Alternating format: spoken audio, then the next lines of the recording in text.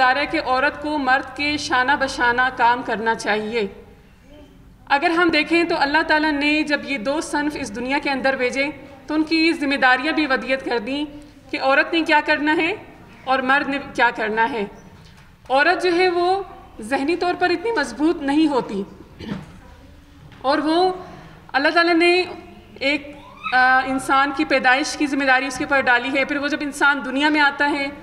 تو پھر اس کی پوری تربیت کی ذمہ داری اور پھر اس گھر کے پورے نظام کو چلانا یہ پورا عورت کا کام ہے، اور پھر معاش کی ذمہ داری کہ مرد جو ہے وہ مضبوط ہوتا ہے ذہنی طور پر بھی، جسمانی طور پر بھی، اور وہ باہر کے حالات کو جو ہے فیس کر سکتا ہے۔ تو معاش کی پوری ذمہ داری اللہ تعالیٰ نے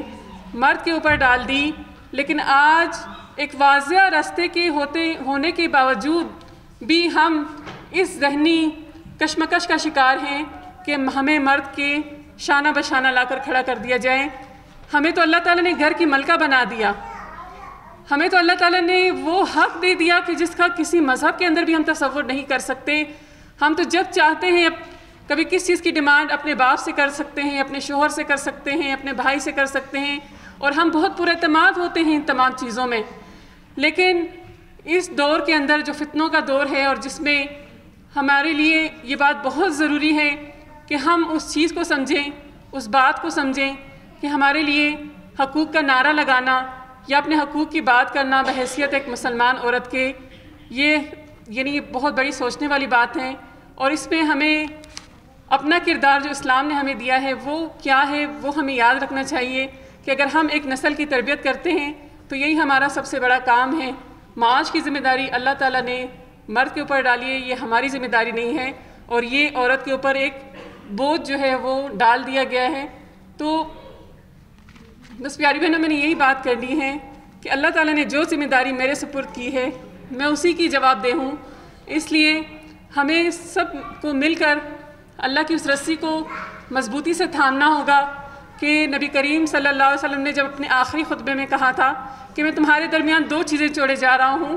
ایک قرآن اور دوسری میری سنت، تو جب تک تم اس کو تھامے رہو گے تو تم دنیا کی قوموں پر غالب رہو گے، اور جب تم اس کو چھوڑ دو گے تو دنیا کی قومیں تم پر غالب آ جائیں گی۔ تو اس لیے آج کے اس پرفتن دور میں بھی ہمیں اس قرآن اور سنت کی روشنی کو پکڑنا ہوگا، اس میں اپنا راستہ متعین کرنا ہوگا، تو انشاءاللہ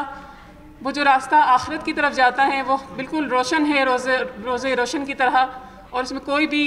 ایسی بات نہیں کہ ہم پریشان ہوں۔ اس لیے ہم نے خود بھی اس راستے پر چلنا ہے، اور انشاءاللہ قرآن کی اس روشنی کو اپنے پورے معاشرے کے اندر بھی عام کرنا ہے، اور عورت کا جو حق اللہ تعالیٰ نے مقرر کیا ہے وہ بھی ہم نے اس عورت تک پہنچانا ہے۔ تو اللہ تعالیٰ ہمیں صحیح راستے پر چلنے کی توفیق عطا فرمائے، اور آج کے اس فورم کو اللہ تعالیٰ ہمارے لیے بہت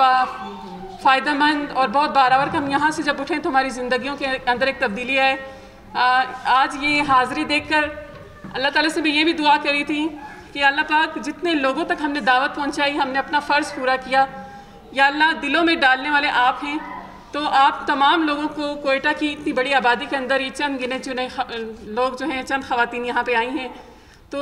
یا اللہ یہی ہمارے لیے اگر ہمارے معاون اور مددگار بن جائے تو بس بہت زیادہ اس میں آپ بھی ہمارے ساتھ اپنا تعاون، اور وہ کہ ہم سب جو ہیں اس دین کی خدمت کے لیے کمر بستہ رہیں انشاءاللہ۔ وآخر دعوانا الحمدللہ رب العالمین۔